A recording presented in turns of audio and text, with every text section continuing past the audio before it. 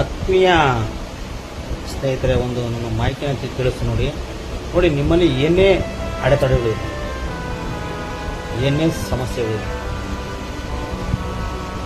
ಏನೇ ಒಂದು ನಿಮಗೆ ಅಡ್ಡಿ ಆತಂಕಗಳು ಬಂದಿರಲಿ, ಯಾವುದೇ ಒಂದು ಬ್ಯಾಂಕ್ ವಿಚಾರಗಳಾಗಿರಲಿ ಅಥವಾ ನಿಮ್ಮ ಮನೆಯ ಸಮಸ್ಯೆಗಳು 108 ಇರಲಿ ನೋಡಿ, ಯಾವುದೇ ಸಮಸ್ಯೆಗಳಿರಲಿ ನೋಡಿ, ಸಮಸ್ಯೆಗಳನ್ನು ಹೋಗಲಾಡಿಸ್ಬೇಕಂದ್ರೆ ನಿಮಗೆ ಮೊದಲು ಶ್ರದ್ಧೆ ಮುಖ್ಯ. ಪೂಜೆ ಮಾಡುವ ವಿಧಾನ ರೀತಿ ಚೇಂಜ್ ಆಗಬೇಕು.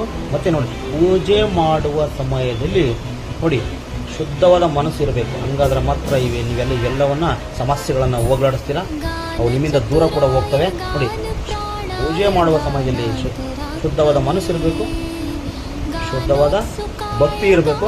ಹಂಗಂದಾಗ ಮಾತ್ರ ನೀವು ದೇವರನ್ನು ನೀವು ಒಲಿಸ್ಕೊಳಕ್ಕೆ ಸಾಧ್ಯ ಇದೆ. ನೋಡಿ, ಇನ್ನೊಂದು ಹೇಳ್ತೀನಿ ಕೇಳಿ ಸ್ನೇಹಿತರೆ.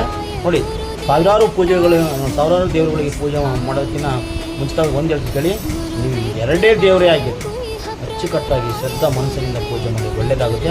ಒಂದು ಹೇಳ್ತೀನಿ ಕೇಳಿ, ಫಸ್ಟ್ ನಿಮ್ಮ ದೇವರ ಕೋಣೆ ಅಥವಾ ನಿಮ್ಮ ದೇವರ ಮನೆಯಲ್ಲಿ ಫಸ್ಟ್ ಪೂಜೆ ಯಾರಿಗೆ ಸಲ್ಲಬೇಕಪ್ಪ ಅಂದರೆ ನೀವು ವಿಘ್ನೇಶ್ವರನಿಗೆ ಪೂಜೆ ಮಾಡಿ ಸ್ನೇಹಿತರೆ, ಅವೆಲ್ಲ ಒಳ್ಳೆಯದಾಗುತ್ತೆ. ವಿಘ್ನೇಶ್ವರ ಫಸ್ಟು, ಇಡೀ ವಿಶ್ವ ಬ್ರಹ್ಮಾಂಡದಲ್ಲಿ ಫಸ್ಟನ್ನೇ ಪೂಜೆ ವಿಘ್ನೇಶ್ವರನಿಗೆ ಮಾಡೋದ್ರಿಂದ ಎಲ್ಲ ಸಮಸ್ಯೆಗಳು ಕಿತ್ತರ್ಕೊಂಡು ಹೋಗ್ತವೆ. ಮತ್ತು ನೆಮ್ಮದಿ, ಶಾಂತಿ, ಆರ್ಥಿಕ ಸಮಸ್ಯೆಗಳು ಎಲ್ಲ ನೋಡಿ ಒಂದು ತಿಳ್ಕೊಳ್ಳಿ, ನೆಮ್ಮದಿ ಸಿಗುತ್ತೆ. ಆರ್ಥಿಕ ನೋಡಿ, ಆರ್ಥಿಕ ಅಭಿವೃದ್ಧಿ ಅಂದರೆ ಹಣಕಾಸಿನ ಒಂದು ವ್ಯವಹಾರದಲ್ಲಿ ನೀವು ಅಭಿವೃದ್ಧಿ ಆಗ್ತೀರಾ. 100% ಸತ್ಯ. ಅಂದರೆ ಮಾಡಬೇಕು, ಭಕ್ತಿ ಇರಬೇಕು, ಶ್ರದ್ಧೆ ಇರಬೇಕು. ಇಲ್ಲಾಂದರೆ ನೀವು ಶ್ರದ್ಧೆ ಭಕ್ತಿ ಇಲ್ಲ ಅಂದರೆ ನೀವು ಮಾಡಿರ್ತಕ್ಕಂಥ ಪೂಜೆ 100% ಹೇಳ್ತೀನಿ ವ್ಯರ್ಥ ಆಗುತ್ತೆ.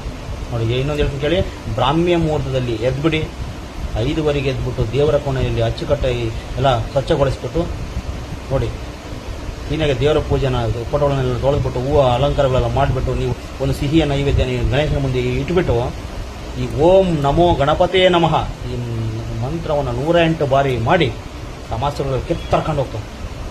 ಮಾಡಬೇಕು, ಶ್ರದ್ಧೆಯಿಂದ ಮಾಡಿ, ನಿಮಗೆಲ್ಲ ಒಳ್ಳೆಯದಾಗುತ್ತೆ. ಸರ್ವೇ ಜನೋ ಈ ವಿಡಿಯೋವನ್ನು ಆದಷ್ಟು ನಿಮ್ಮ ಫ್ರೆಂಡ್ಸಿಗೆ ಶೇರ್ ಮಾಡಿ. ನಮಸ್ಕಾರ ಸ್ನೇಹಿತರೆ.